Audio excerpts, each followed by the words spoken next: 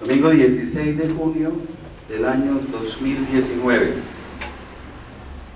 La sangre de Cristo nos limpia de todo pecado.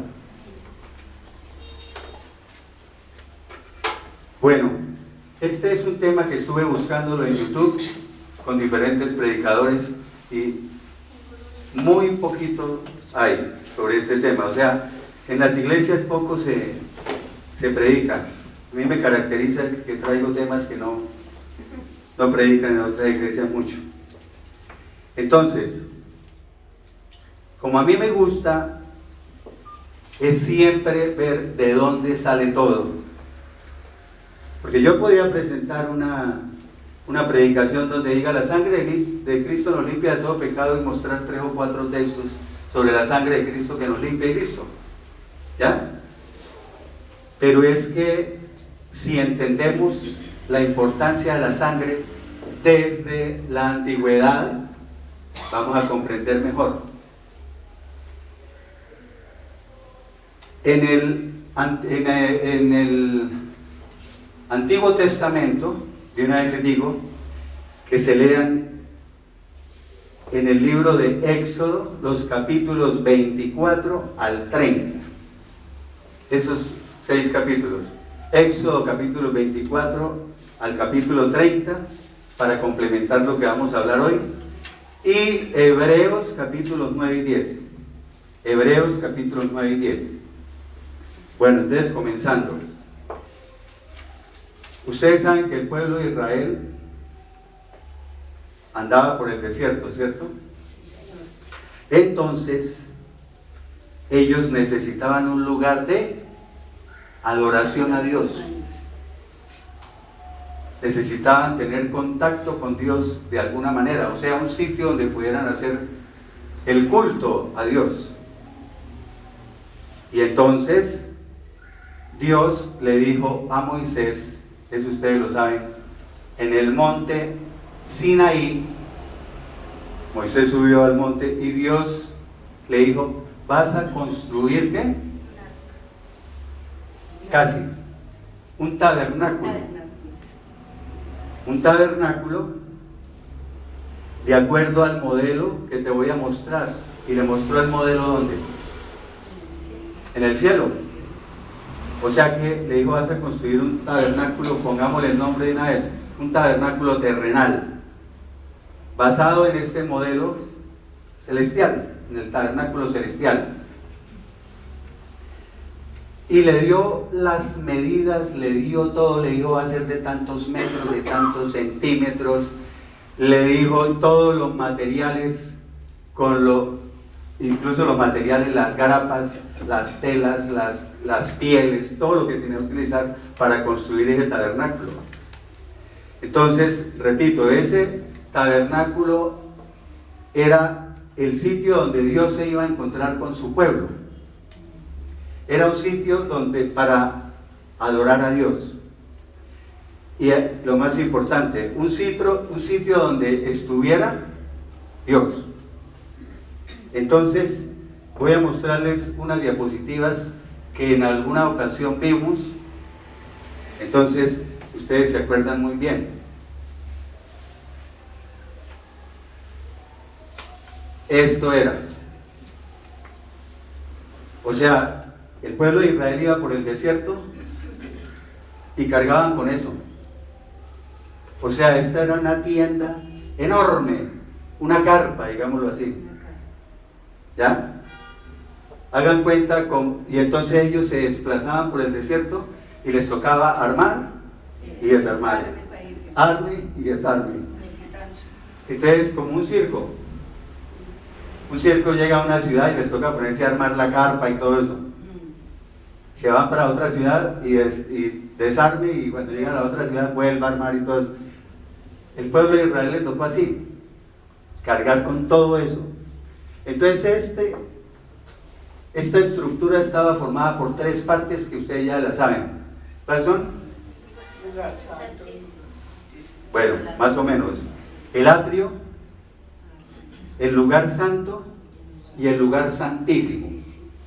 ¿Qué era el atrio? El atrio era la parte donde no la tienda propiamente dicha, ¿sí? No esa carpa, sino acá, esta zona externa ahí. Pero estaba encerrado, ¿no? Entonces, en el atrio había unas estructuras, ¿cuáles eran?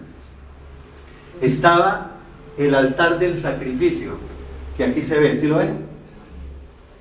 Eso que está ahí con fuego, ese era el altar del sacrificio. También se llamaba, ¿cómo? El altar de las ofrendas quemadas. Y también se llamaba el altar de bronce. Por lógica, si les pregunto, ¿qué se hacía ahí? Pues se sacrificaban los animales, se quemaban los animales o se degollaban para que se desangraran. Porque es que esas cenizas de esos animales y la sangre de cuando eso la rociaban después sobre el pueblo. ¿Ya? Rociaban esas cenizas y rociaban esa sangre sobre el pueblo. El pueblo entraba al atrio. O sea, fuera de eso aquí estaban las tiendas de, digamos, las casas de todos. Bueno, ¿qué más había en ese lugar, en ese atrio? Estaba el lavatorio, que también se llama ¿cómo? Lavacro. Lavacro con B pequeña. El lavacro, que también se llama ¿qué? La fuente de bronce. Perdón, me paso por acá. Era esta acá. Ahí era una fuente con agua. Ahí tenían que lavarse los sacerdotes para poder entrar al lugar santo o al lugar santísimo. Ahí todavía no se llamaba templo, porque ahorita les voy a explicar eso. Entonces tenían que lavarse ahí. Hasta ahí va quedando claro, ¿no? Bueno, la parte esa que se ve como una casita, esa tienda o esa carpa, estaba dividido en dos sitios, que eran, digamos que hasta la mitad era, la primera parte era el lugar santo y de ahí para allá el lugar santísimo. Para entrar al lugar santo, o sea, para pasar del atrio al lugar santo, había un velo, una cortina, ¿ya? Pero no se imaginen un velo como me lo imaginé yo hace 21 años, estaba leyendo la Biblia y que era un velo ahí delgadito, de esos como toldillos, ¿sí? Un toldillo de esos para los zancudos. No, este era, cuando ustedes lean ahí lo que les dije, que Éxodo 24 al 30 y Hebreos 9 y 10, ahí van a encontrar todas las características. 10 centímetros de espesor, y era de colores, color azul, color púrpura, el púrpura es el mismo que morado, y color carmesí. ¿Cuál es el carmesí? El rojo encendido, sí. Todo en eso, que no lo vamos a ver hoy, si Dios lo permite, lo voy a preparar para dentro de 15 días. Bien, todo eso, voy a profundizar. Todo eso tenía un significado, eran simbolismos de Cristo más que todo. Todo apuntaba hacia Cristo. Por ejemplo, ese color rojo carmesí, ese color carmesí o rojo encendido, que significaba la sangre de Cristo, y muchas cosas por el estilo. Entonces, que no se me va a quedar nada sin decir porque, bueno, a ese lugar santo entraban los sacerdotes. Lo estoy diciendo los sacerdotes en plural. O sea, los sacerdotes entraban ahí todos los días, porque todos los días se hacía el culto. Todos los días entraban a hacer sus deberes religiosos. Todos los días se hacían sacrificios aquí en el atrio, en el altar de las ofrendas, ¿sí? Quemadas y todas esas cosas. Pero del lugar santo al lugar santísimo nadie podía pasar. Nadie podía pasar. Ahorita lo vamos a ver con más detenimiento. Entonces, hasta ahí vamos claro, ¿cierto? Porque es que es importantísimo. Aquí es igual, pero un poquito más nítido. Lo mismo. Incluso Dios les dijo todos los materiales, por ejemplo, esto eran telas de lino fino, los postes, todo Dios les dijo cómo era. Aquí está el qué, si ya lo saben, el altar de las ofrendas quemadas, o el altar del sacrificio, o el altar de bronce. Más adelantico está eso que parece una paila, una olla. ¿Qué es? Correcto, el lavatorio, el lavacro, donde se lavaban la mano, los pies y la mano los sacerdotes. Entonces, lugar santo y lugar santísimo allá en la carpa. Esa carpa era hecha ponían pieles de animales, ¿no? Y todas esas cosas. Eso ahí está detallado donde les dije. Entonces vamos a verlo como si lo estuviéramos viendo de lado, pero si ya es de lado, ¿sí? ¿Sí me entienden? O sea, vamos a ver la parte de adentro. Entonces esta primera parte es el ¿qué? Lugar santo. En el lugar santo había 3 cosas. Estaba esto que todos conocemos, el de los 7 brazos, que era el candelero de oro o el candelabro de oro, que se denomina ¿cómo? ¿Lo llaman cómo? Menorá. El menorá. Eso tenía lámparas, ¿no? Con aceite. Esas luces, esas lámparas debían estar encendidas todo el tiempo. Ese aceite era de aceite de oliva puro. Y tenía un simbolismo también, representaba ¿a quién? Correcto, el Espíritu Santo. Y esas veladoras encendidas a toda hora que daban luz, ¿representaban a quién? A Cristo. Yo soy la luz del mundo, dijo Cristo. Y otro texto donde dice Dios es luz. Si es que todo tenía un significado, por eso es que esto lo voy a decir. Todo lo del Antiguo Testamento, la ley y todas esas cosas, la misma Biblia dice que todo eso es obsoleto. ¿Sí lo han leído, no? ¿No lo han leído? Que todo eso es obsoleto, la ley y todas esas cosas. Porque, por ejemplo, la ley decía que una mujer con menstruación no podía entrar al templo. Entonces, ¿qué tal ahorita con eso? Entonces, todo eso es obsoleto. Pero no es que no tenga importancia entonces todo lo del Antiguo Testamento, tiene muchísima. Porque si ven, ahorita vamos a llegar al Nuevo Testamento y vamos a entender por qué hay que entender el Antiguo. ¿Ya? Entonces, allá se ve una mesita, que es la mesa con los panes de la proposición. Y si dice con los panes de la proposición, ya va diciendo ¿qué? Lo que dice 1 Corintios 11, 24 y 25. Que Jesús es el ¿qué? El pan de vida. Todo, mejor dicho. Pero también había esa estructura ahí donde está ese sacerdote, ahí esa urna también, que se llamaba ¿cómo? El altar del incienso, o el incensario de oro. Ahí era donde se quemaba el incienso. Y acuérdense que cuando vimos Apocalipsis, vimos en Apocalipsis 5.4, ¿fue? Apocalipsis 5.8, que dice que el incienso son las ¿qué? Correcto. Pero son las oraciones de los santos, quiere decir ese incienso. Y en Apocalipsis 5.8 lo dice. Bueno, entonces ahí dijimos que había una separación entre el lugar santo y el lugar santísimo, ¿cierto? Para pasar del lugar santo al lugar santísimo, otro velo. Pero antes que se me olvide, ya esto es importante acordarme de todo y irlo diciendo de una vez. O sea, el Antiguo Testamento, todo lo del Antiguo Testamento viene a ser como una figura, como una representación. Por favor, me buscas Hebreos 10.1.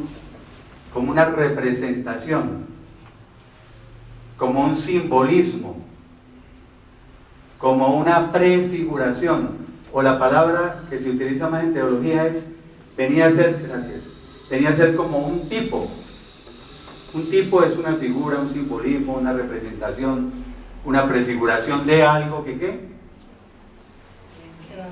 El Antiguo Testamento era una sombra, también lo dicen, una sombra de lo que iba a venir. ¿Qué era lo que iba a venir? El Señor Jesucristo, el Nuevo Testamento. Todo eso era una sombra, un tipo, una figura. Por eso en Hebreos 10:1, que no lo traje, estos son los de última hora, dice, el sistema, en la Nueva Traducción Viviente, ¿no? Dice, el sistema antiguo bajo la ley de Moisés era solo una sombra, un tenue anticipo de las cosas buenas por venir. Era todo eso de la ley de Moisés y todas esas cosas, eran solo una sombra o un anticipo de lo que iba a venir. Entonces ven, ahí ven la importancia, ¿no? Ahí ven la importancia de saber esto. Démosle ahí que se me sirve ahorita para más adelante.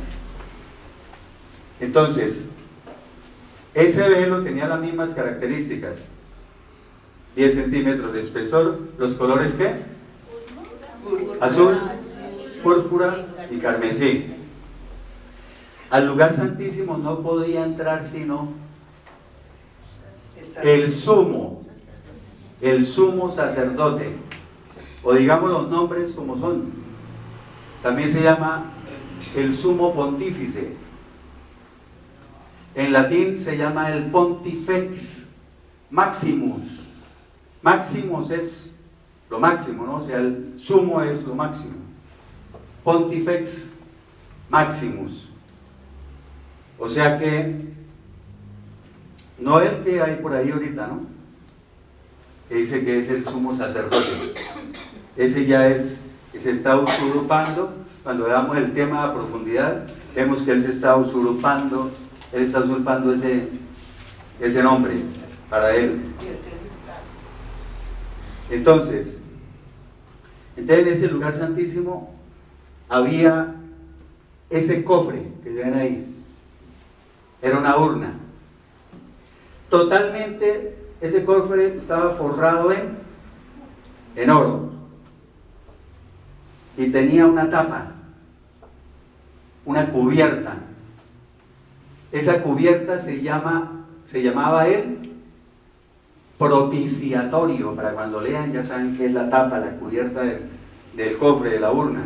El propiciatorio o el lugar de la propiciación también se llama, o más claro, el lugar de la expiación o el lugar del perdón. ¿Ya? Incluso ahí era donde el sumo sacerdote cogía la sangre de los animales y la rociaba para el perdón del pueblo. ¿Ya? Bueno. Y sobre la cubierta, sobre el propiciatorio, había 2 ángeles de oro.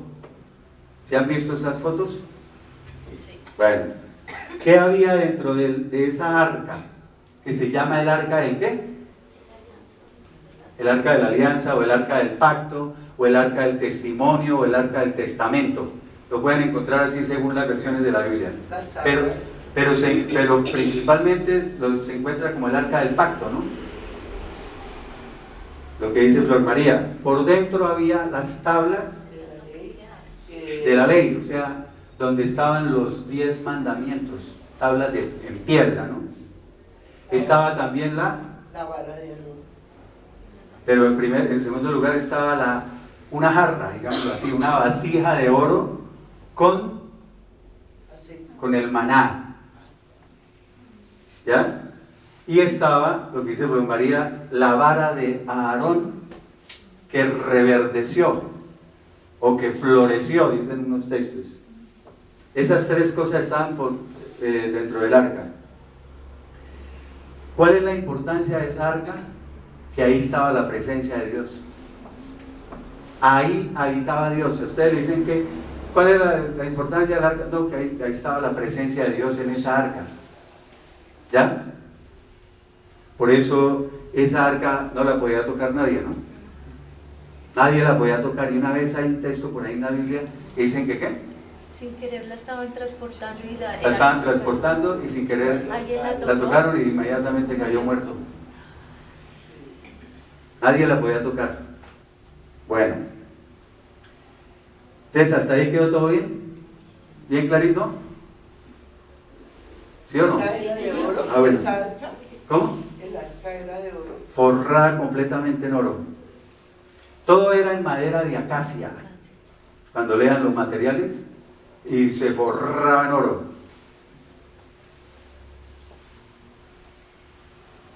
Aquí la vemos otra vez. Como la estuvieran viendo. Ah, no, esta es la misma, ¿sí? Mire, el altar de las ofrendas quemadas, el lavacro, el primer velo para entrar del atrio al lugar santo, del lugar santo al lugar santísimo. ¿Quién podía entrar al lugar santísimo? Ya dijimos, el sumo sacerdote. ¿Cuántas veces entraba? Una sola vez al año. Aquí se los corcho. ¿Cuál día del año entraba?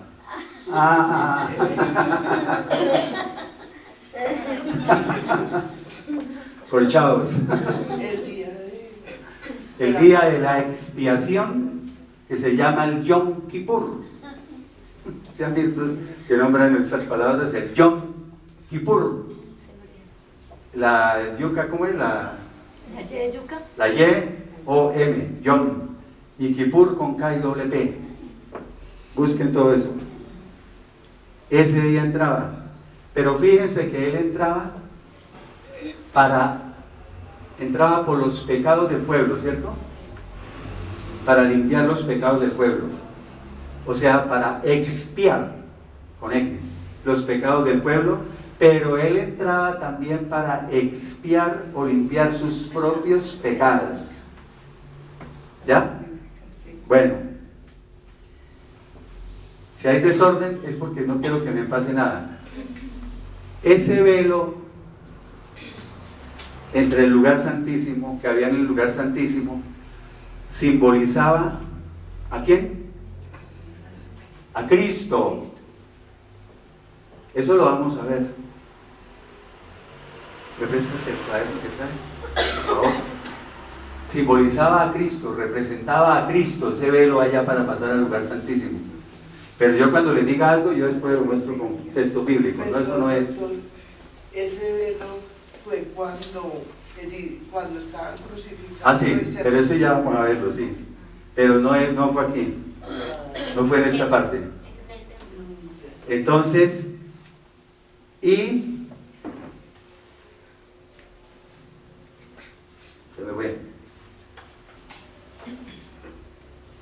bueno, el velo también que representaba a Cristo, pero también que era la separación entre Dios y los hombres. Parece que Dios es santo, santo, santo, y los hombres no. Entonces en esa época, en la antigüedad, había que, como dicen, de lejitos, ¿no? De lejos. Entonces el velo también representaba como una separación entre Dios y el hombre. Eso significaba también. Bueno, entonces, creo que hay otra, esta.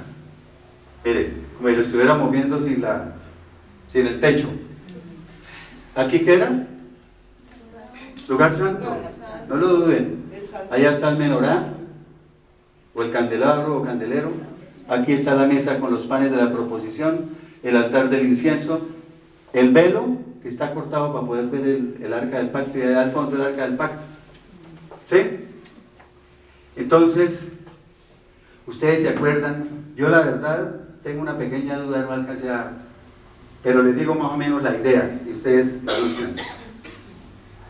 ¿Qué hacía que ellos duraran en el desierto un día, o duraran una semana y se fueran para otro sitio, o duraran un mes y se fueran para otro sitio, o a veces quedaban un año? La nube que los guiaba. Correcto. Esa Flor María, mejor dicho, 10 tiene hoy. Había una nube. O sea, aquí la pintan así, mire.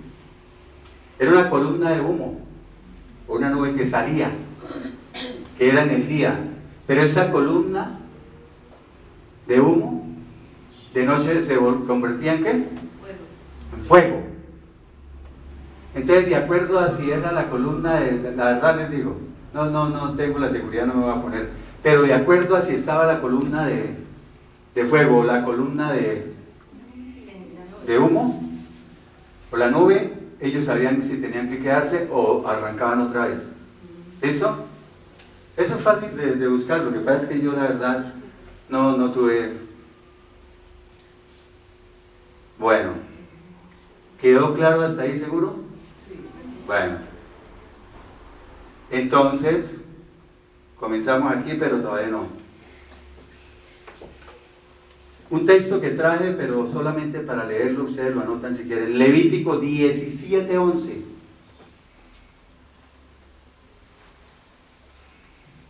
Dice que la vida del cuerpo está ¿dónde? Está en la sangre. La vida está en la sangre.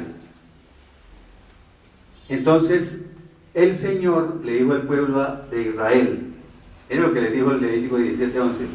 Esto es arreglado, ¿no? Ustedes lo van a encontrar igual, pero yo acepto que ustedes coloquen la sangre del animal en el altar, o sea, allá en el, y me la presenten como rescate por ustedes mismos. Dijo Dios, yo acepto que me presenten esa sangre como rescate por ustedes mismos. ¿Qué es rescate? O sea, la redención es lo mismo que redimir, es lo mismo que rescate, es lo mismo que comprar, es lo mismo que liberación. ¿Te quedó claro? Ya les explico, ¿no? Pero con que entiendan esos términos. Redención, o redimir, o rescatar, o comprar, o liberar. ¿Sí? Les explico cómo es. Que ustedes coloquen esa sangre en el animal, me la presenten como rescate por ustedes mismos. Hagan cuenta como un secuestrado, ¿cierto? O bueno, le explico más. En la antigüedad, dijiste que era un esclavo, ¿cierto? Sí, los esclavos. Cuando yo quería redimir, eso se llama redención. Un esclavo, ¿no? Quería redimir un esclavo, yo iba ahí, pagaba por él, lo rescataba, lo compraba. Pero hoy, ojo lo importante, a partir de ese momento entonces yo era el dueño de ese esclavo. O sea, ese esclavo pasaba a ser propiedad mía, o sea, lo liberaba, ¿cierto? Por eso digo redención, redimir. Eso es redimir, ir y pagar. Entonces, como rescate por ustedes mismos, ¿qué quiere decir? Tendría que decirlo de Cristo de una vez. Cuando dicen que Cristo pagó el rescate. O sea, Cristo nos redimió. Eso es lo que llama la redención. Nos redimió. O sea, Él pagó. ¿Cierto? Como se le paga al secuestrador. Pagó para rescatarnos. Nos compró. Y nos liberó. ¿Cierto? Ahora sí entendieron qué quería decir en todas las palabras. Pero entonces pasamos a ser propiedad de Él. Los que quieran, ¿no? Los que se conviertan verdaderamente. No todo el mundo. Bueno. Y me la presenten como rescate por ustedes mismos, y gracias a la vida que hay en ella, o sea, gracias a la vida que hay en la sangre, ustedes obtengan mi perdón. ¿Sí? Entonces, cuando el sacerdote rociaba la sangre, me ha dicho, nadie podía entrar allá, ni siquiera al atrio, si estaba contaminado. Y todos estaban contaminados, todos eran pecadores. ¿Sí quedó claro, no? Y aquí ahora sí vamos a entrar en el tema propiamente dicho, después de la pequeña introducción. Y van a entender entonces cuando lean en el Nuevo Testamento. Si ven la importancia, ¿no? Porque uno puede leer en el Nuevo Testamento, ¿esto qué es? Pero les dije, Hebreos 9 y 10. Cristo entró en el lugar santísimo. ¿Será en ese lugar santísimo terrenal? No, en el lugar santísimo, ya es en el lugar santísimo, en el cielo. Una sola vez. El sumo sacerdote entraba una sola vez, ¿cierto? Pero al año. Aquí dice, Cristo entró una sola vez y para siempre. Dice, y no lo hizo para ofrecer la sangre de machos cabríos ni de becerros, sino para ofrecer su propia sangre. ¿Ya?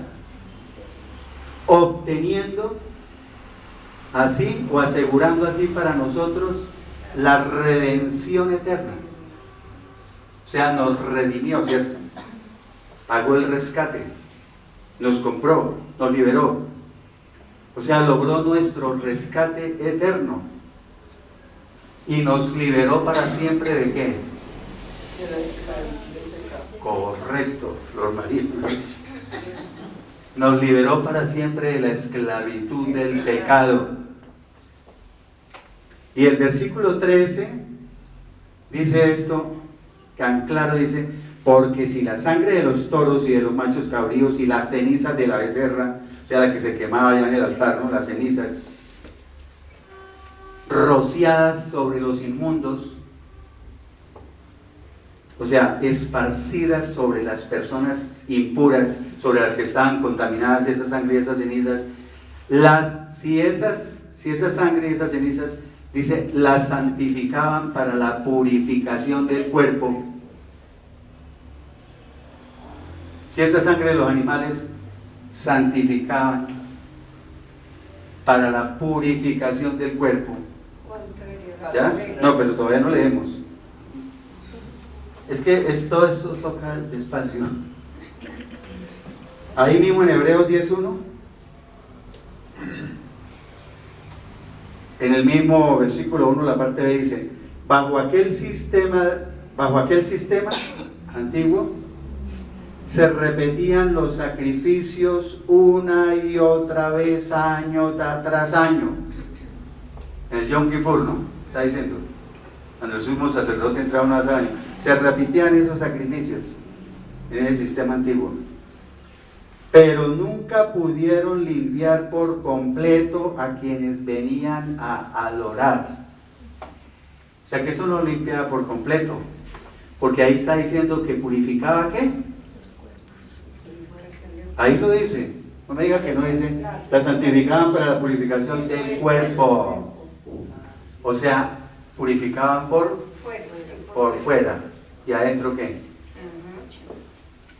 Entonces dice 14, versículo 14, o sea, si esa sangre de los animales purificaba o santificaba, dice, cuánto más la sangre de Cristo, el cual mediante el Espíritu Eterno se ofreció a sí mismo sin mancha a Dios como un sacrificio perfecto, o sea, sin mancha ni pecado. ¿Cuánto más la sangre de Cristo dice que limpiará o purificará qué? Nuestras conciencias de obras muertas? O sea, limpia nuestro interior. ¿La conciencia hace parte de qué? Ahí los corcho también. Del espíritu.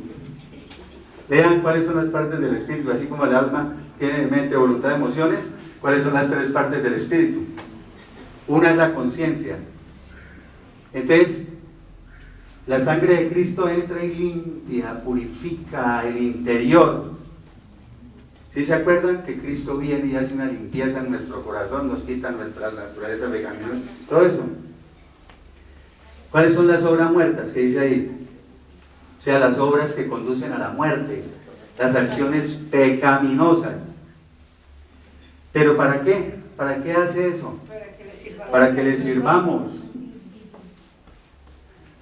Para que así podamos servirle al Dios vivo.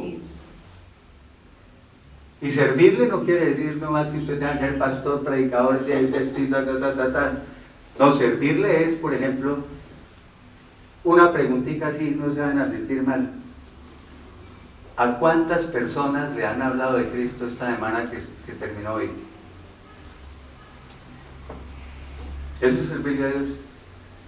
Bueno, allá ustedes sí.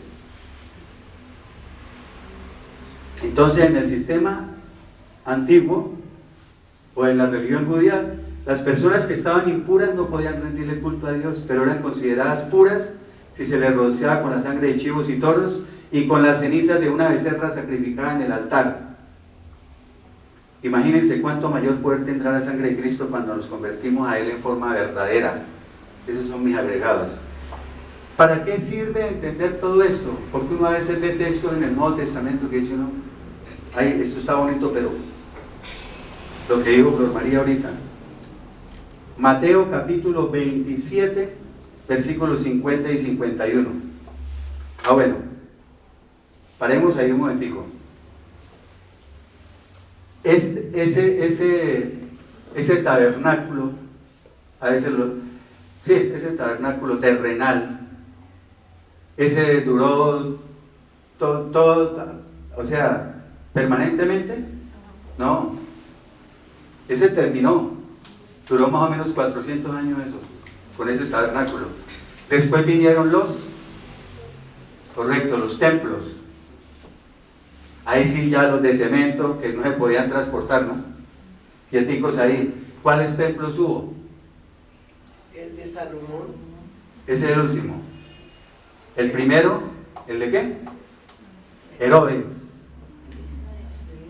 El templo de Zorobabel y el templo de Salomón, que todavía están allá en Jerusalén. ¿Están las qué? Las columnas. Las murallas, allá donde... Ese es el templo de Salomón. Pero ese templo fue construido ¿cómo? Fue reconstruido. ¿Ah? Fue reconstruido. No, digo el templo refiriéndome a cualquiera de los tres. ¿Cómo fue? Basado en el modelo. O sea, allá también había atrio, lugar santo y lugar santísimo. Y allá fue llevada el arca. Al templo de Salomón, por ejemplo, en esos templos fue llevada el arca. Es así. Se desapareció. Nadie sabe dónde anda. Pero allá también fue llevada el arca. ¿A qué lugar del templo? Al lugar santísimo, correcto. Entonces, este texto de Mateo que vamos a ver ya se refiere al templo de cemento, cuando ya no existía el del desierto. Dice, pero Jesús, está ahí cuando estaba muriendo en la cruz, ¿no? Clamando otra vez a gran voz, entregó el Espíritu. O sea, exhaló el Espíritu. En el griego dice, dejó que su Espíritu saliera. Ustedes se acuerdan que en Santiago 2:26 dice que el cuerpo sin el Espíritu ¿está qué? Muerto. Está muerto. O sea, salió el Espíritu, murió. En ese momento, ¿qué sucedió? Lo que decía Flor María, al instante el velo del templo se rasgó en dos, de arriba abajo, como dice la canción, y la tierra tembló y las rocas se partieron. Entonces dice, la gente que llega y lee el Nuevo Testamento y no sabe, dice, ay, se rasgó el velo del templo, ¿qué era? O leen y no. ¿Qué quiere decir? Aquí se lo escribí, pero ahorita se lo explico más. Quiere decir que ahora podemos entrar libremente al lugar santísimo en el cielo. Quería decir que ya no hay más velo que nos separe. Se acabó ese velo. ¿Ya? Ahora pueden entrar libremente al lugar santísimo en el cielo sin necesidad de ningún sacerdote terrenal. Ningún sumo sacerdote terrenal, ¿no? Ni con sacrificios de animales, ni por medio de rituales religiosos, nada. O sea, ¿cómo quedó el camino al cielo? O sea, el lugar santísimo, que eso es lo que representa, el camino al cielo, quedó libre. ¿Ya? Pero ahorita vamos a ver más. Quedó libre. Y por eso también, hasta ahí se entiende por qué es lo del velo, ¿no? Queriendo decir, bueno, ya no hay velo. Ahora ustedes pueden tener comunicación con Dios en el cielo, con el lugar santísimo del cielo, directo vía satélite, mejor dicho.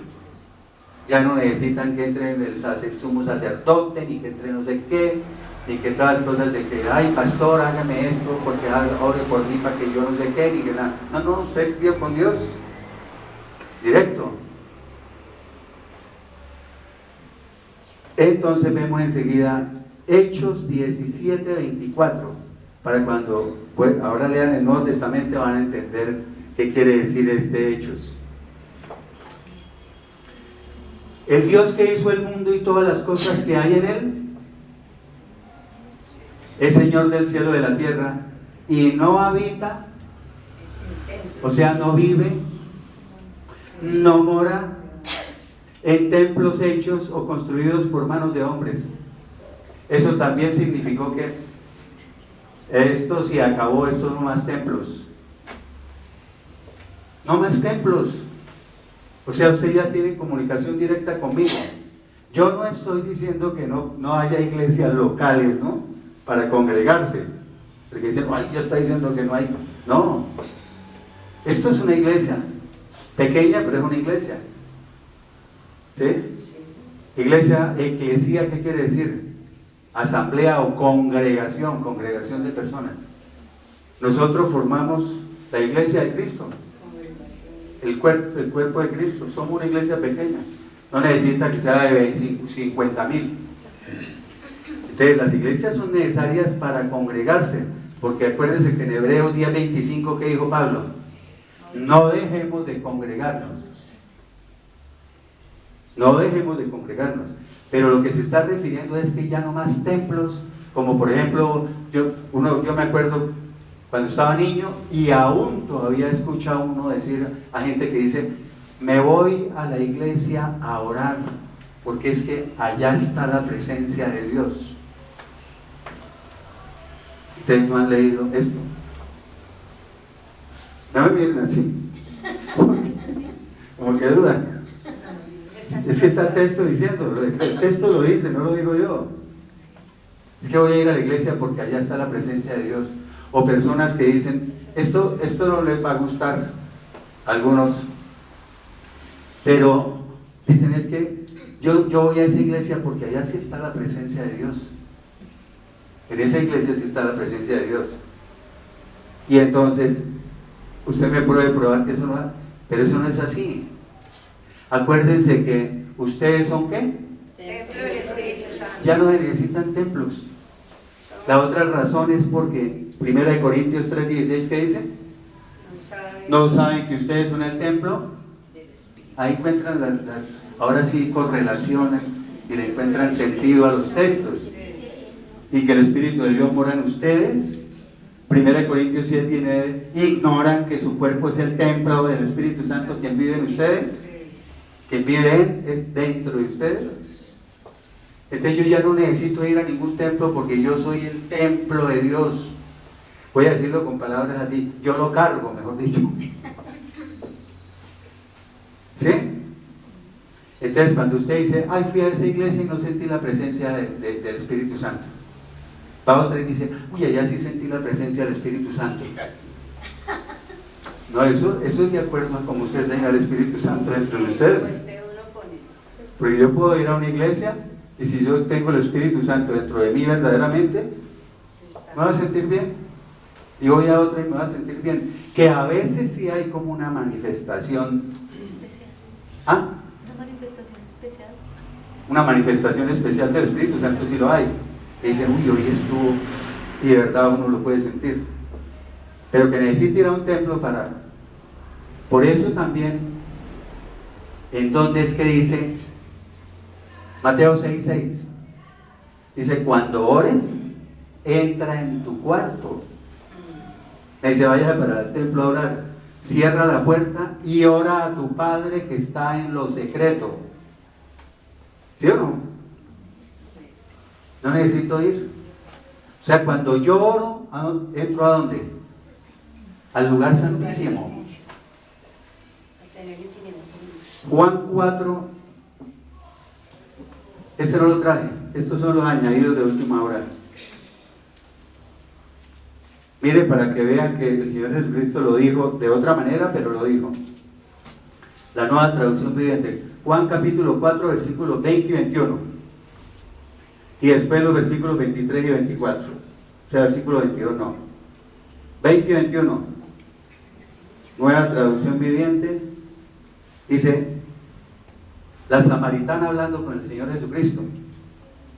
Le dice, así que dígame, le dice al Señor Jesucristo, ¿por qué ustedes los judíos insisten en que Jerusalén es el único lugar donde se debe adorar? Mientras que nosotros los samaritanos afirmamos que es aquí en el monte donde adoraron nuestros antepasados. Jesús le contestó, créeme, querida mujer, que se acerca el tiempo en que no tendrá importancia si se adora al Padre en este monte o en Jerusalén. ¿Qué está queriendo decir? En cualquier lugar. Sí. Él está en todas partes. Sí. Correcto. Y el versículo 23 y 24 dice, pero se acerca el tiempo, de hecho ya ha llegado, cuando los verdaderos adoradores adorarán al Padre en espíritu y en verdad. El Padre busca personas que lo adoren de esa manera. Pues Dios es espíritu, por eso todos los que lo adoran deben hacerlo en espíritu y en verdad. Pero le digo, llegará la hora en que ni en el monte, ni en Jerusalén, ni en el templo, en ninguna parte. Ahí está la Biblia. No me miren a mí así. Sí. Entonces, Hebreos capítulo 10, versículos 19 y 20. Mira, ahí está un templo de cemento, allá del lugar santísimo y todo eso. Hebreos 10, 19 y 20.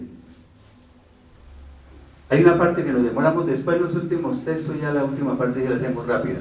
Dice, así que hermanos, ahora tenemos entera libertad, o sea, plena confianza para entrar en el lugar santísimo por medio de ¿quién? De la sangre de Jesucristo. Pero mire el versículo 20, vamos a leerlo despacito. Siguiendo el nuevo camino de vida que Él nos abrió a través del velo, es decir, a través de su propio cuerpo. Y ahí, cuando lean la Biblia, digan ahí, ya hay 2 o 3 cosas para entender. Siguiendo el nuevo camino de vida. Ahí entienden el texto que dice Juan 14:6. ¿Qué dice? Yo soy el camino, la verdad y la vida. Ahí empiezan a entender, dicen, el camino hacia el lugar santísimo, el camino hacia el cielo. Yo soy el camino, la verdad y la vida. Paremos ahí, ahorita leemos la otra parte. Y dice, o sea que Cristo ofreció su sangre, ¿cierto? Y su cuerpo como sacrificio para que podamos entrar libremente al lugar santísimo en el cielo, para lo cual nos abrió un nuevo ¿qué? Camino. Un nuevo camino, es decir, un camino que da ¿qué? Vida, da la vida, y Él es ese camino que lleva la vida eterna a través del velo. Pues cuando murió, rasgó el velo que nos impedía a Él el paso. O sea, Él rasgó el velo que nos impedía tener comunicación directa con Él, como cuando en el desierto, ¿de acuerdo? No, eso era para de lejitos. Y ese camino, dice, Cristo murió para abrirnos ese nuevo camino hacia la vida eterna. Pero mire lo que dice el texto. Siguiendo el nuevo camino de vida que Él nos abrió, ¿cierto? A través del velo. Dice, es decir, a través de su propio cuerpo. Les dije que el velo representaba ¿a qué? A Cristo. Ahí está diciéndolo ahí clarito.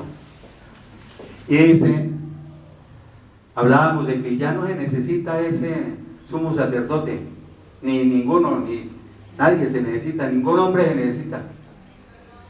¿ya? Que San Gregorio y que San no sé qué, y que si es igual, no, nadie se necesita. Pero dice, nadie viene al Padre sino por mí. ¿Qué está queriendo decir ahí? Nadie puede llegar a mi Padre si no es por medio de mí, punto. Olvídense de todo lo demás. Sin intervención de nadie. Es que no. Cuando uno empieza a ver todas estas cosas, a uno le cuesta un poco de trabajo al principio, pero después dice, no, está clarito. Y por eso Primera de Timoteo capítulo 2 versículo 5, Primera de Timoteo 2, 5, lo aclara más para los que lo duden, dice, hay un solo mediador entre Dios y los hombres, Jesucristo, hombre. Un solo mediador, no dice que hay 2, ni 3, ni 4. Un solo mediador. Por ejemplo, el sumo sacerdote, cuando vimos lo del tabernáculo terrenal, el sumo sacerdote era el mediador entre Dios y el pueblo.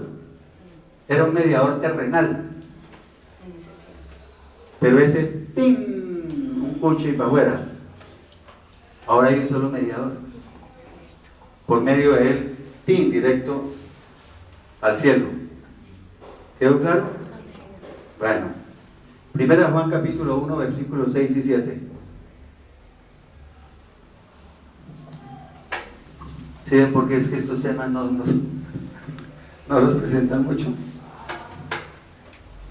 Si decimos que tenemos comunión con Él, o sea, si afirmamos que estamos unidos con Dios, o nos ufanamos de que estamos bien con Él, pero andamos en tinieblas, o sea, si andamos en la oscuridad espiritual, más claro, si continuamos pecando, mentimos y no practicamos la verdad. Dice una versión, resultamos ser unos mentirosos. Por eso es que yo no comulgo con esa doctrina de que yo soy un cristiano, soy el templo del Espíritu Santo, pero a la vez soy carnal. O sea, la definición de carnal, que mi carne me domina. Entonces soy un cristiano que soy dominado por la carne. Tan lindo, ¿no? Suavecita la cosa. Y aquí esto lo está echando atrás, porque está diciendo, si usted afirma que está con Dios pero anda en el pecado, es un mentiroso. Dijo un predicador un día, predicador que escuché, dijo, si alguien dice que es un cristiano verdadero pero continúa pecando, dijo, tienen que preguntarle si ya nació de nuevo verdaderamente o no. Si nació de nuevo, porque es difícil creerle. Versículo 7.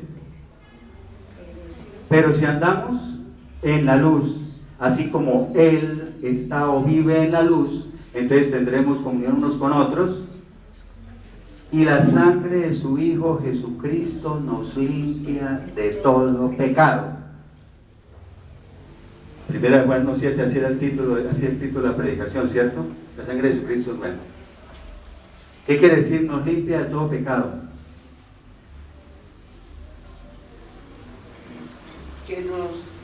No se puede interpretar como algunos predicadores dicen a veces, es que usted ya es cristiano, o sea, usted ya puede seguir pecando, ya la sangre de Cristo limpió todo su pecado, ya Él pagó.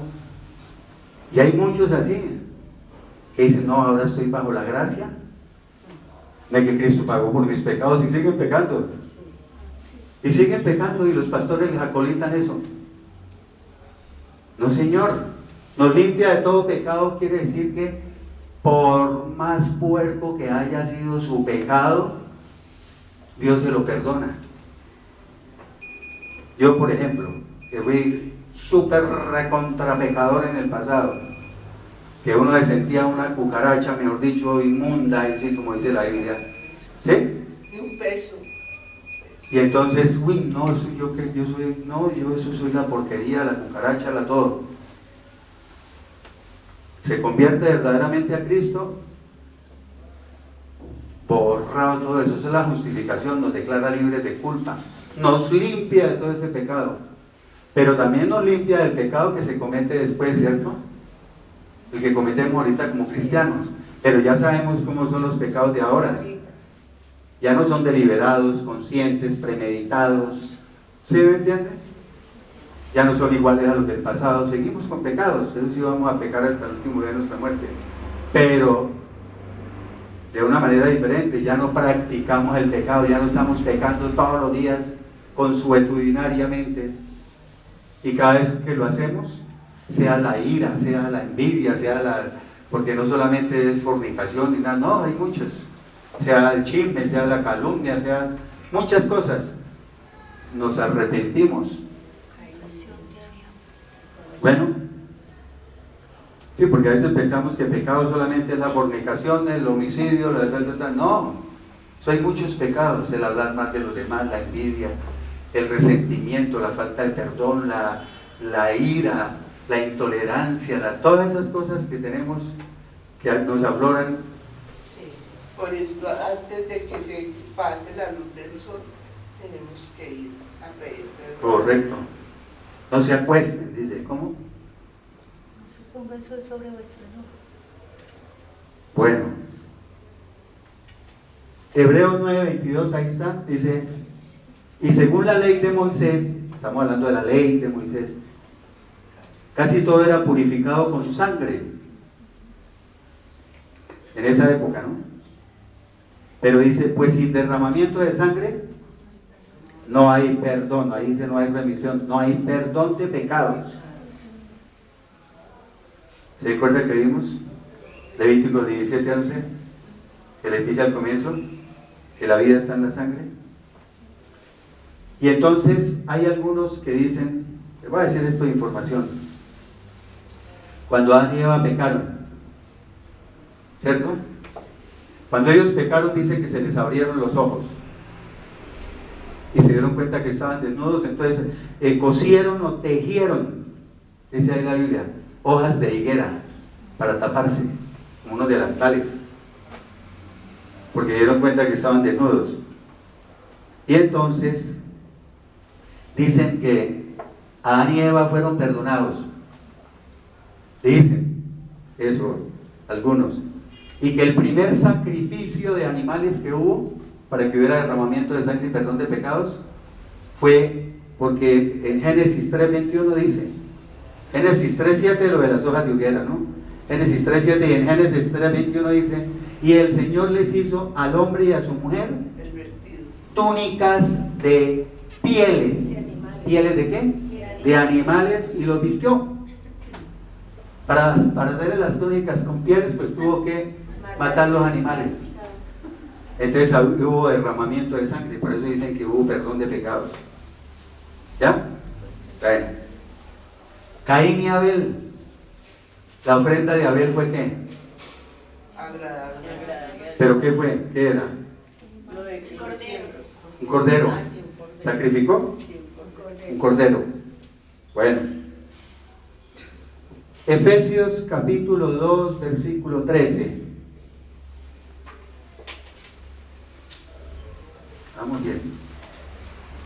Pero ahora en Cristo Jesús, ustedes que en otro tiempo estaban lejos, cuando estábamos lejos de Dios, han sido acercados por medio de la sangre de Cristo. ¿Han sido qué? Acercados. Digamos, bueno, nos acercamos.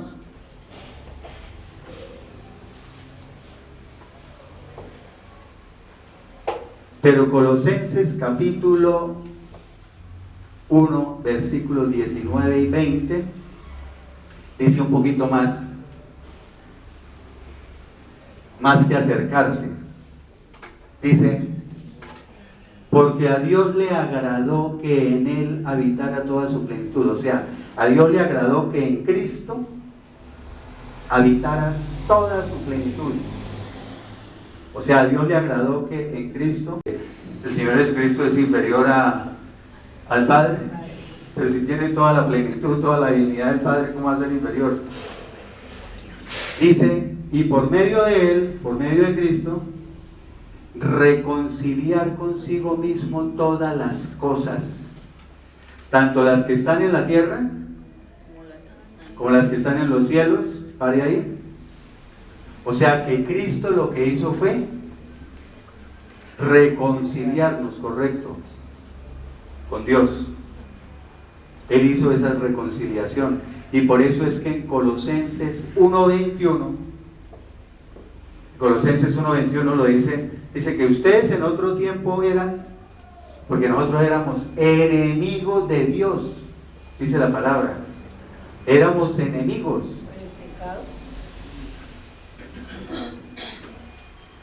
Pero ahora Cristo los ha reconciliado con Él por medio de su muerte. Entonces, reconcilió consigo mismo todas las cosas. Otra parte, haciendo la paz. Porque era como si estuviéramos en guerra con Dios. No había paz entre Dios y nosotros. Haciendo la paz mediante la sangre que Cristo derramó en la cruz. O sea, Dios hizo las paces con nosotros y nos permitió reconciliarnos con Él por medio de la sangre que Cristo derramó en la cruz. Y por eso Romanos capítulo 5, versículo 1, Romanos 5:1 dice, justificados por la fe, ¿tenemos qué? Correcto, tenemos paz con Dios, justificados por medio de nuestro Señor Jesucristo. Bueno, de aquí en adelante podemos ir ya más rápido. Hasta en Apocalipsis se habla de toda esa maravilla de la sangre. Apocalipsis 1:5 dice, y de parte de Jesucristo el testigo fiel, el primogénito de los muertos. Primogénito de los muertos es el primero en resucitar, ¿no? Y el soberano o gobernante de todos los reyes de la tierra, que nos amó y nos lavó de nuestros pecados con su sangre. O sea, digámoslo así, nos redimió, nos rescató, nos compró, nos liberó de nuestros pecados. ¿Ya? Con su sangre. Sigamos. Ustedes saben que fueron rescatados. Ya saben que es rescatados, ¿no? Esa es la redención. Fuimos redimidos, podemos decirlo de otra manera. Fuimos comprados y liberados. Fueron rescatados por Dios de su vana manera de vivir. O sea, la vida antes de estar nosotros con Cristo era una vana manera de vivir. O sea, una vida hueca. Dice otra versión, han sido redimidos de una vida sin sentido. Os lo digo por mí, la vida mía era sin sentido. Eso ahí. Se levanta uno, come y se acuesta, se levanta uno, come y se acuesta, y como un animalito, ¿no? Sí. Dice, la cual recibieron, o sea, esa vana manera de vivir, esa vida sin sentido, ¿la recibieron de qué? De sus padres. De sus padres, la heredaron de ellos. Y no fueron rescatados de esa vida absurda, la llaman ahora, con cosas corruptibles o perecederas como el oro o la plata. ¿Ya?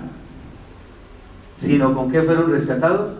Con la sangre preciosa de Cristo, la cual es como la de un cordero sin mancha y sin contaminación, o sea, un cordero sin tacha y sin defecto. Cuando los corderos los sacrificaban para hacer allá las ceremonias, tenían que ser perfectos los animales. Eso no podían llegar con un cordero tuerto y fracturado de una pata y cojo y todas esas cosas. Hay que ser perfecto. Un cordero sin mancha. ¿Y por qué un cordero? En Juan 1:29, ¿cómo es nombrado el Señor Jesucristo? Para que vean la relación que hay entre esos sacrificios y el Nuevo Testamento. El Cordero de Dios que quita el pecado del mundo. ¿Ven cómo hay una correlación? Efesios 1:7. Efesios 1:7. En Él, en Cristo, tenemos la redención. O sea, el rescate que pagó para liberarnos de la esclavitud del pecado. En Él somos redimidos, para que entiendan más. Es que esos términos al principio uno se le confunden, ¿no? Redención, redimido, rescate, todo. ¿Cómo fuimos? Tenemos la redención por medio de su sangre y el perdón de nuestros pecados según las riquezas de su gracia. ¿Qué es la gracia? Aprovechemos para recordar cosas. La gracia es el regalo inmerecido de Dios. Es un regalo que Dios nos da. Es la bondad inmerecida de Dios sobre nosotros. O sea, es un regalo que Dios nos da que no lo merecemos. Por eso dicen que es por gracia. Por medio de esa gracia Él nos justifica, nos declara. Y de una vez nos declara ¿qué? Lo vimos hace 15 días. Nos declara santos posicionalmente. ¿Se acuerdan? ¿Que lo vimos? Bueno, según las riquezas de su gracia. Bueno, esperen que no se me quede nada. Apocalipsis 5:9. Ahí está. Y cantaban un cántico nuevo. Cuando vimos Apocalipsis, todos lo tienen fresquito y se acuerdan perfectamente. Cuando hablamos de los sellos, que dicen, y cantaban un cántico nuevo. ¿Quiénes cantaban un cántico nuevo? Los 4 seres vivientes y los 24 ancianos. Que decía, digno eres de tomar el libro, o sea, el rollo, y de abrir o romper sus sellos. Porque tú fuiste inmolado o sacrificado, y con tu sangre redimiste, o sea, rescataste o compraste para Dios gente de todo linaje, lengua, pueblo y nación. Donde dice linaje, otras Biblias dicen de toda raza o de toda tribu. Bueno, Romanos 5:9. Y habiendo sido ya justificados por su sangre, o sea, si ya nos justificó, nos declaró libres de culpa, inocentes de toda la porquería que hayamos hecho, ¿con cuánta mayor razón seremos salvos de la ira, o sea, del castigo de Dios, por medio de Él? Se lo digo más claro, después que Dios nos ha declarado justos a sus ojos mediante la sangre de Cristo, con toda seguridad seremos salvados del castigo final, o sea, seremos salvados de la condenación. Todo esto por medio de su Hijo. Por eso Romanos 8:1, si lo quieren anotar, Romanos 8:1 que dice, ya no hay ninguna condenación para los que están unidos a Cristo Jesús, o para los que están en Cristo Jesús. Ese en, pues, es unidos a Cristo Jesús. Bueno, cuando vimos la tribulación, que vimos Apocalipsis, que se acuerdan que en el capítulo 7, Juan el evangelista, que fue el que escribió el Apocalipsis, él estaba viendo todo en el cielo y dijo que vio 144,000 judíos. ¿Se acuerdan que 12,000 de la tribu de Judá, 12,000 de la 144,000 judíos? Dice, después vio una gran muchedumbre que nadie podía contar allá en el cielo. Una gran muchedumbre es muchísima gente que nadie podía contar. Entonces, hasta ahí estamos bien que había 2 grupos, ¿cierto? Esos y la gran muchedumbre. Pero después apareció otro grupo. Cuando leanse Apocalipsis capítulo 7 completo, aparece otro grupo. Apocalipsis 7:13, ahí está el 14, pero ustedes van a buscar, van a buscar el 7:13 y 14. En Apocalipsis 13, ¿qué dice? Uno de los ancianos, de los 24 ancianos, le pregunta a Juan, ¿y estos quiénes son? ¿Sí? Porque ya estaban allá los 144,000 judíos y la gran muchedumbre. La gran muchedumbre de los que fuimos arrebatados en el arrebatamiento, cuando el Señor de Cristo regresa, en el arrebatamiento, antes de la tribulación, ¿no? Ya estamos allá en el cielo, pero esto no ha ocurrido en Apocalipsis, pero estamos hablando como ya. Pero apareció otro grupo. Entonces en Apocalipsis 7:14, Juan le dice al anciano, tú lo sabes. Apocalipsis 7:14, Juan le dice al anciano, dice, yo le respondí, Señor, tú lo sabes. Entonces él me dijo, estos son los que han salido de la gran tribulación y han lavado sus ropas o sus vestiduras y las han emblanquecido o las han blanqueado en la sangre del Cordero. ¿Cómo así? Pero entonces la gran muchedumbre que estaba allá con los 144,000 que tenían vestidura blanca y todo eso, esos son los del arrebatamiento, antes de la tribulación. Y estos que salen de la gran tribulación, es que esos son los que se quedaron, los cristivios, todo eso los incluyamos hasta los ateos ahí, los cristianos carnales, los familiares y los amigos que nos oían hablar de todo esto y que no creían y hasta se burlaban. En la tribulación van a decir, oiga, esto sí era cierto. Entonces ahí tienen chance de arrepentirse y convertirse a Dios, pero les sale bien caro, porque esos son los que aparecen en Apocalipsis, que lo vimos, que el anticristo dice las almas de los decapitados, ¿sí? Esos son decapitados por el anticristo porque se convierten a Cristo y no se dejan poner el 666. Bueno, ustedes saben bien eso. Entonces dice, han blanqueado sus vestiduras en la sangre ¿de quién? Del Cordero.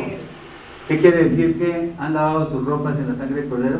Que creyeron en Jesús para que sus pecados fueran perdonados mediante su sangre. Mateo 26:28. Falta poco. Mateo 26:28. Ahí, ¿no? Sale a recibirlos. Mateo 26:28. El Señor de Cristo en la última cena habla de la sangre y dice, porque esto es mi sangre del nuevo pacto. Un nuevo pacto. El otro era el antiguo pacto o el antiguo testamento o la antigua alianza. Este es el nuevo pacto, que es derramada a favor de muchos para remisión, o sea, para el perdón de sus pecados. Porque vimos en Hebreos 9:22 que sin derramamiento de sangre no hay perdón de pecados.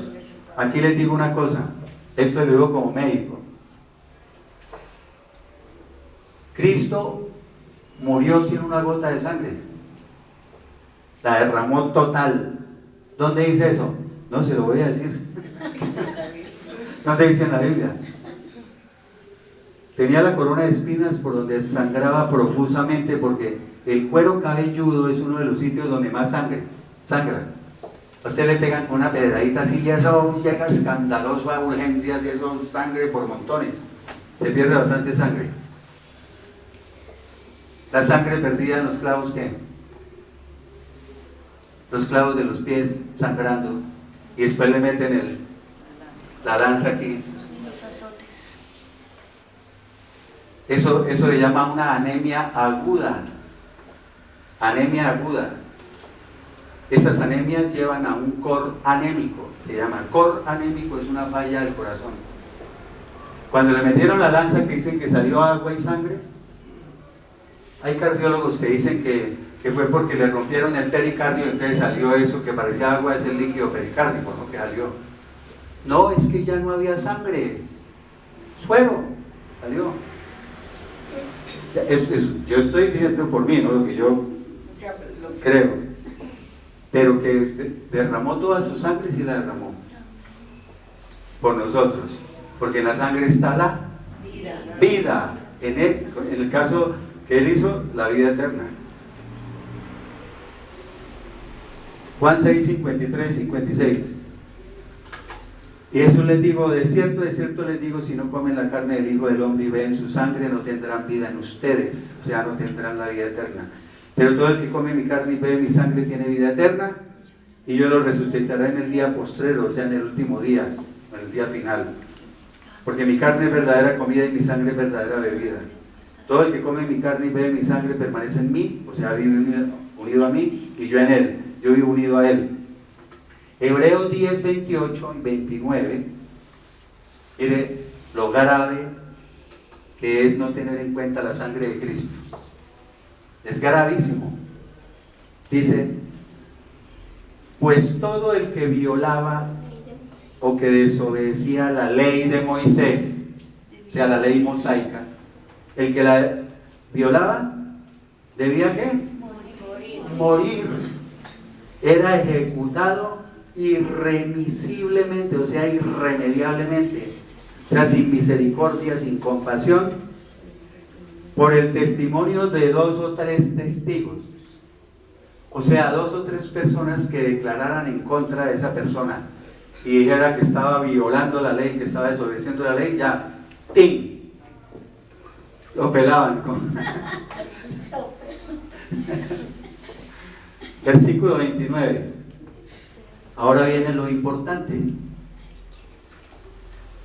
lo sagrado, mejor dicho. ¿Cuánto mayor castigo piensan ustedes que merecerá el que pisotea al Hijo de Dios y tiene por inmunda la sangre del pacto por la cual fue santificado e hiciere afrenta al Espíritu de gracia? O sea, ¿cuánto mayor es el castigo que merecerá el que pisotea al Hijo de Dios? ¿Quién pisotea al Hijo de Dios? ¿Cuál dices tú? Que no lo recibes, No, por ejemplo, o que tiene por inmunda o impura o de poca importancia o profana la sangre de Cristo. Los ateos. Por ejemplo, los ateos. Ellos están diciendo, me vale 5. No creen que nada. Los apóstatas, esos que dice que vimos una predicación de Hebreos, ¿se acuerdan? Que dice que recibieron la iluminación del Espíritu Santo y recibieron no sé qué, y tuvieron dones y tuvieron no sé qué, y sin embargo, no están pasándose por alto la sangre de Cristo, la están pisoteando, la están despreciando. ¿Ya? Todos los pecadores, los que siguen practicando el pecado y pecan consuetudinariamente, ¿ven cómo es de grave eso? Eso no es así nomás. Entonces una pregunta sería, ¿no creen ustedes que mucho mayor castigo merecen los que pisotean al Hijo de Dios, consideran inmundo su sangre y la desprecian e insultan al Espíritu Santo? Bueno, entonces, por hoy, dejamos ahí, si Dios quiere, en 15 días, vemos a ver si podemos hacerlo de la conferencia sobre esto, el sumo sacerdote, para ver más profundo eso. Vamos a la alabanza.